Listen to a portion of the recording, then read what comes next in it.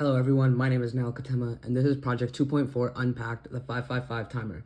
This is the final prototype of the application of the 555 timer chip, and through the use of that chip and the 4017 chip and 3 LEDs, green, yellow, red, we can create a traffic light that continuously changes from green to yellow to red. The potentiometer in this first circuit also affects the rate at which the traffic light colors change. So when we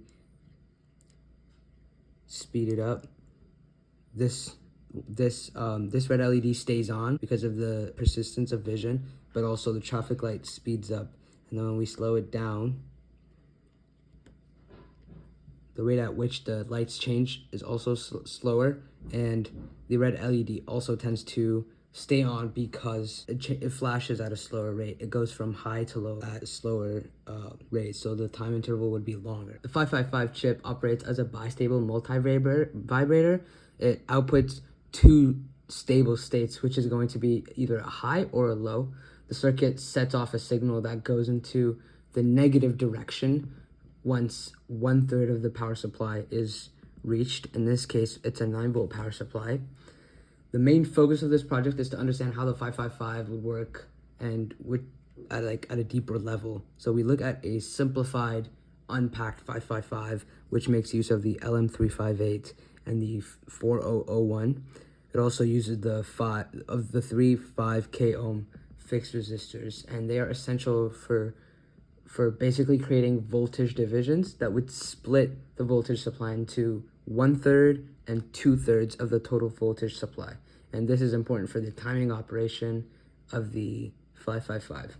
The use of the identical resistors also just creates more precision in the timing. The 4001 is a CMOS chip that makes use of the 4 NOR gates, which is also called a quad 2 input NOR gate. The NOR gate outputs a high when both inputs are low. Otherwise, the output of the 4001 IC is always going to be low.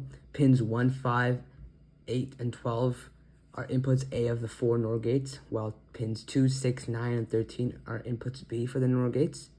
And the outputs would be pins 3, 4, 10, and 11. So a NOR gate is pretty much the result of an OR gate with an inverter.